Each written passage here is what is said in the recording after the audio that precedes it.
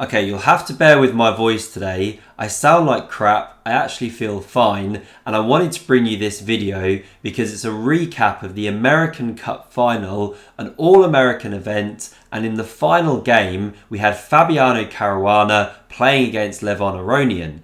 Now, the first classical game in this final was drawn, so if anyone can win this one, then they will win the tournament, and we had a decisive result. The winner got £50,000 and the glory of winning the event. So Fabi had the white pieces here, Levon had black. Let's see what happened.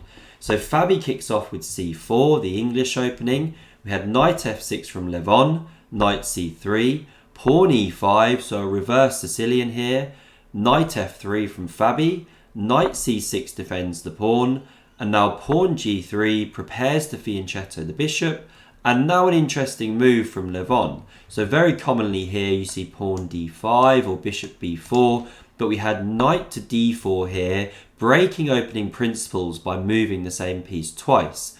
But you can't actually win this pawn without a bad game, because the follow-up is queen to e7, and say you go knight f3, a normal looking move, well, you're actually getting checkmated in one, the pawn is pinned, you've got this smothered mate.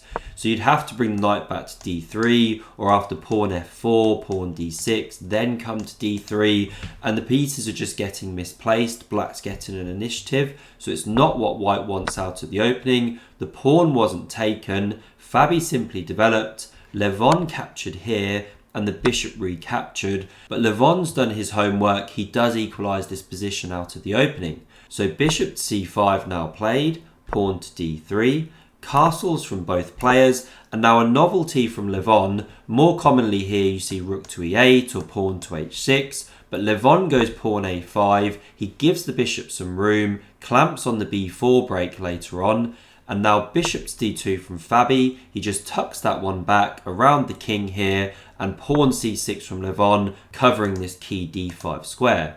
And now Fabi develops the bishop to d2. If you come to g5 here, well, h6 just going to be forcing you to take, give up your bishop pair, doesn't really lead to much for white. So Fabi's trying to keep more tension, and now Levon wants to move this d pawn, open up his bishop, but if he plays d5, then we can have a captures here, pawn recaptures, and bishop g5 now starts to put a lot of pressure on this pawn.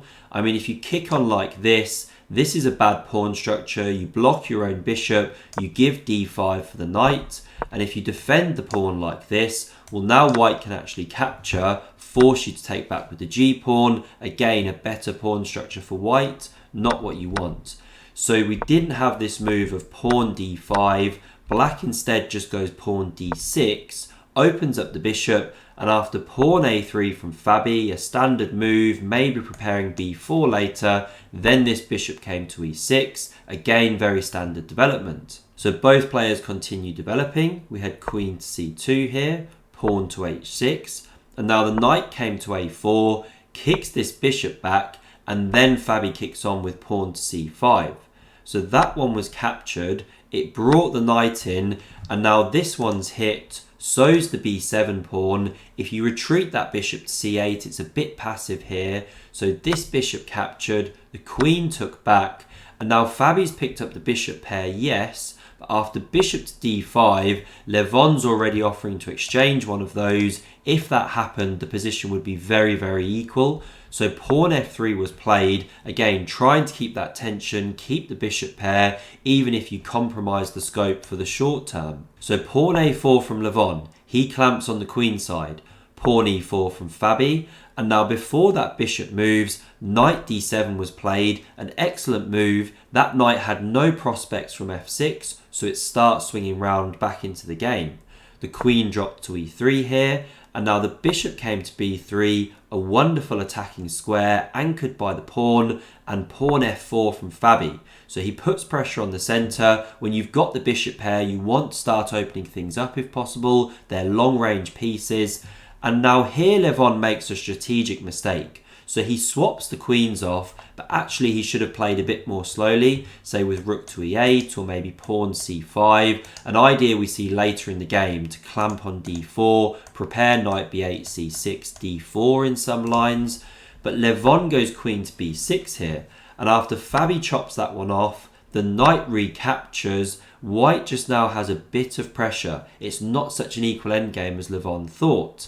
Now white doesn't win the pawn here. The problem is you could say attack it with rook to e8, say bishop c3 defending. Well, now the knight switches back to d7, hitting that pawn again. If you defend with d4, then c5 starts to break everything up in the centre. Say you captured, there's not so many better moves. The knight hops in, it's looking at d3, then it could take on e5. The rooks are coming, and both of your bishops are actually blocked here, as we can see. Black's doing absolutely fine. So that's why white didn't win this pawn on e5. Instead, it was left there. Fabi maintained the tension. He played rook a to c1. Excellent move coming to that half-open file. So rook d8 from Levon. He hits that backwards d3 pawn. Rook f3 defended. And now the black knight is a bit stuck on b6. So Levon seeks to bring it back into the game. It comes to d7. And now bishop h3 from Fabi. An excellent move, pressuring the knight. Now Levon could have considered, say, a knight f8, knight e6 move, that kind of thing, but he actually just plays bishop to e6. He sees, okay, I'll get one of the bishops off the board. After the pawn recaptures, although I've doubled my pawns, these ones should be resolving the tension soon, and I should have enough pressure in the position against this backwards pawn to hold an equality. So king f2 from Fabi. And now pawn c5 from Levon. So he's got this idea of bringing that knight round via b8 c6 into d4. That's his long-term strategic goal. King e2 was played. Pawn b6, holds c5, frees up the knight. And now bishop to c3 was played.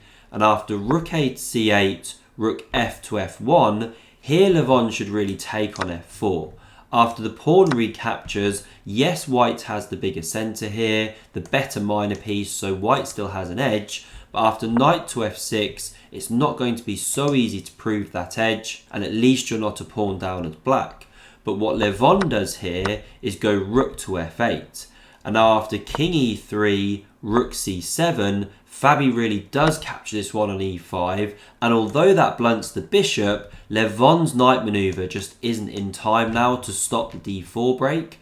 So we had rook takes on f1, the rook recaptured, and now knight to b8, one tempo short of coming to c6, because now pawn d4 comes. We had a captures on d4, the bishop recaptured, although now the rook invaded c2. So Levon is getting a bit of play on that second rank.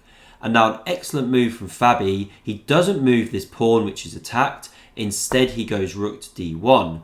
And now black doesn't take it immediately. Instead improves the knight, brings it to c6.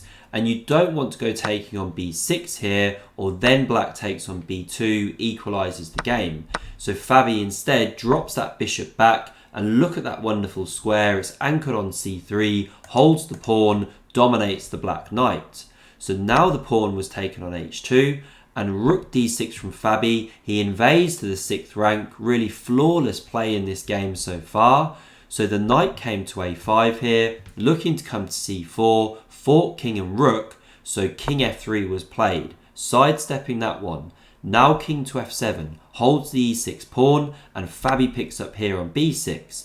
The knight is now loose, it comes to c4, rook b7 check, king e8, and Fabi snaps off on g7 here. So he is now 2 pawns up in the position. This is really tough for Levon, but he wins one back here. The central ones are still doubled.